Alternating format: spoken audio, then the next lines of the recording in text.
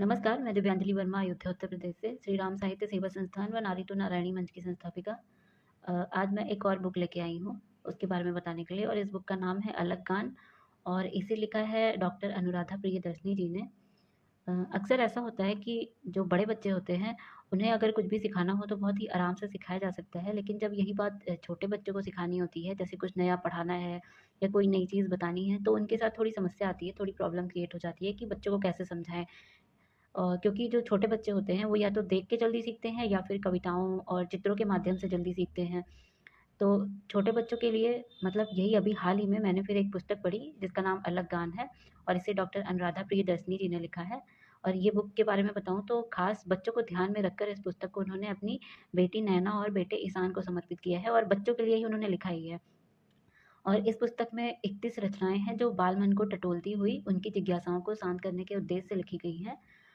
अच्छा, मैं एक बात बताऊँ, जब कुछ साल पहले मैं टीचिंग करती थी, बच्चों को पढ़ाती थी, तो मैंने भी कई बार ये चीज़ नोटिस की थी कि जो छोटे बच्चे होते हैं, अगर उनको कुछ सिखाना है या कुछ नई चीज़ बतानी है, अपने आस-पास के बारे में बताना है, तो इसके लिए जो होती हैं कविताएँ, इसके लिए मतलब कविताएँ सबसे अच्छा ऑप्शन होती हैं, क्योंकि बच्चे गा-गा के बहुत जल्दी सीख जाते हैं। अगर उन्हें गाने को कुछ दिया जाए, कविता के माध्यम से कुछ पढ़ाया जाए, तो वो उसमें इंटरेस्ट भी लेते हैं, उनका मनोरंजन भी हो जाता है और वो सीख भी जाते हैं। और अगर आस-पास की चीज़ों के बारे में बताना है, तो भी वो बहुत जल्दी कविता के माध्यम से सीख जाते हैं और उन्हें नई-नई जानकारी भी मिल जाती है। अलग गान जो पुस्तक है, उसमें भी ऐसा ही है। अलग गान पुस्तक में बहुत सारी ऐसी ही प्रेरणादायक कविताएँ हैं, जो बच्चों में पेड़-पौधे, फूलों, जानवरों आदि के बारे में जानकारी देती हैं और उनमें देशभक्ति, दया, भक्ति भावना और इंसानियत आदि की भावना जागृत करती हैं।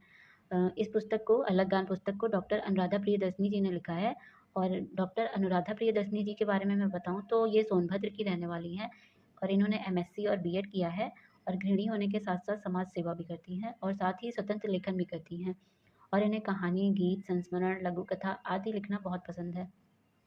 और अनुराधा प्रियदर्शनी जी को मैं पर्सनल भी जानती हूँ। उन्होंने मेरा इंटरव्यू भी लिया था। और हम कई सारी अच्छे टॉपिक पे चर्चा भी कर चुके हैं साथ में और उनको मैं पर्सनली भी जानती हूँ, बहुत अच्छी हैं, उनका व्यवहार बहुत अच्छा है। और उनका जो है यूट्यूब चैनल भी है जिस पर वो साहित्यकारों का साक्षात्कार लेती हैं और कवि सम्मेलन का भी आयोजन करती रहती हैं। किसी विशेष दिन जैसे अभी हिंदी दिवस गया तो उसमें था, आगे भी ऐसे ही कुछ विशेष दिवस होते हैं तो उस पे भी वो साथ इस तरह कवि सम्मेलन का आयोजन करती रहती हैं। मतलब एक तरह से कहा जाए तो लेखकों को और हिंदी साहित्य को बढ़ावा देने में अनुराधा प्रियदर्शनी जी ने अपनी महत्वपूर्ण भूमिका निभाई है।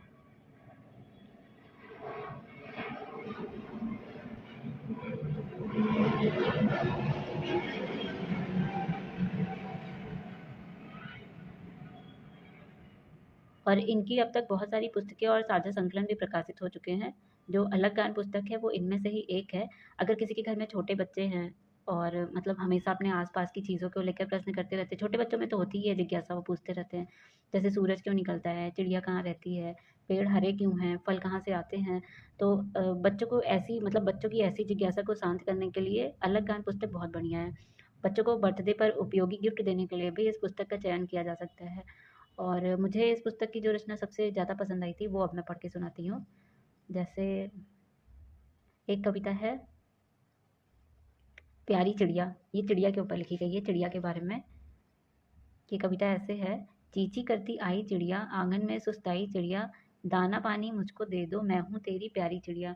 ये ऐसा लगता है महादेवी वर्मा जी की एक कविता है चिड़िया के ऊपर, उस वो भी ऐसे ही 4 लाइन में छोटी-सी कविता है और ये कविता भी कुछ-कुछ उसी के जैसी है, बच्चों के लिए बहुत अच्छी है। मुन्नी कहती गीत सुनाओ, दूर देश की बात बताओ, मुन्ना कहता पंख रंगीले मेरे हाथों पर रख जाओ। एक दूसरी कविता भी है, वो वृक्ष और मानव संवाद को जो है प्रदर्शित करती है, उसी के ऊपर लिखी गई है। उससे बच्चों में ये सिखा सकते हैं कि वृक्ष ज़रूरी क्यों है, उसे काटना क्यों नहीं चाहिए और वृक्ष लगाना क्यों चाहिए। छोटे बच्चों को गा के अगर इस तरह की बातें बताई जाएँ तो जल्दी समझ जाते हैं। कविता की लाइन है, वृक्ष बोला मिटा दोगे अस्तित्व मेरा, प्राण वायु कहाँ से आएगी, जब भूख से बिखलोगे फल फूल कहाँ से पाओगे।